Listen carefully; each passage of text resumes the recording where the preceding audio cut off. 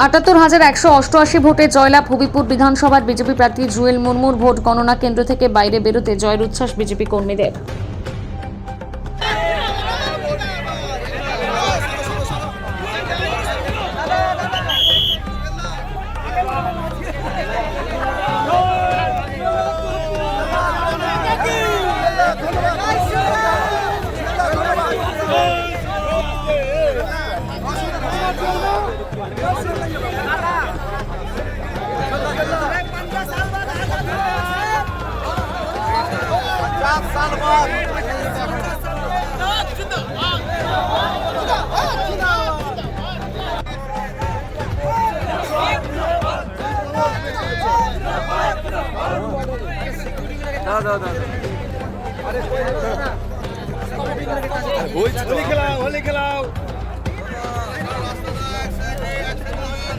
দাদা একটু কপি দাদা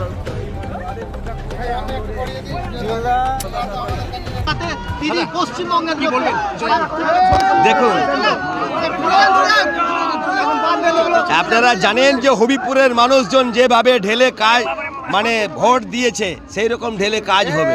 এটা জনগণের যে দেবতুল্য ভোটারদের যে রায়, হবিপুরবাসীর রায়, হবিপুর মানুষজন ঠিক করেছিল আর তার জন্য সেই রায় বেরিয়েছে। ৭৮,০০০ ভোটে আমাকে লিড করে জিতিয়েছে। তার জন্য হবিপুরবাসীকে আমি কোটি কোটি প্রণাম জানাই, নমস্কার জানাই, ধন্যবাদ জানাই।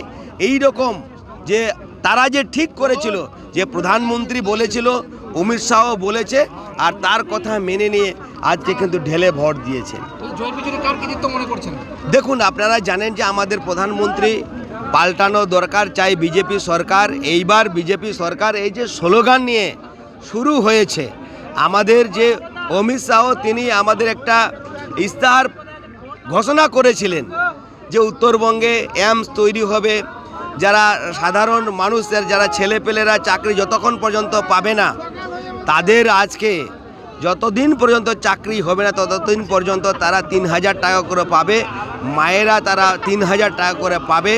যারা গর্ভবতী মায়েদের তাদেরকে যে এই যে টাকা দেওয়ার কথা বলেছে, যে এইরকম বিষয় নিয়ে তিনি যে বলেছিলেন তার জন্য সেটা রায় দিয়েছেন।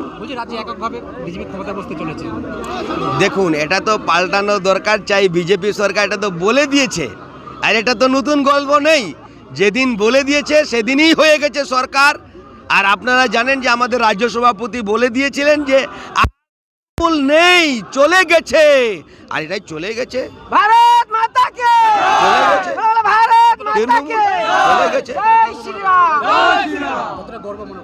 দেখুন, এটা দেবতুল্য ভোটারদের যে রায়, যেটা 34 বছরের যারা শাসন করেছিল তারা আশা পূর্ণ করতে পারেনি, এবং যারা 15 বছর আজকে সরকার চালিয়েছে তারা আশা পূর্ণ করতে পারেনি।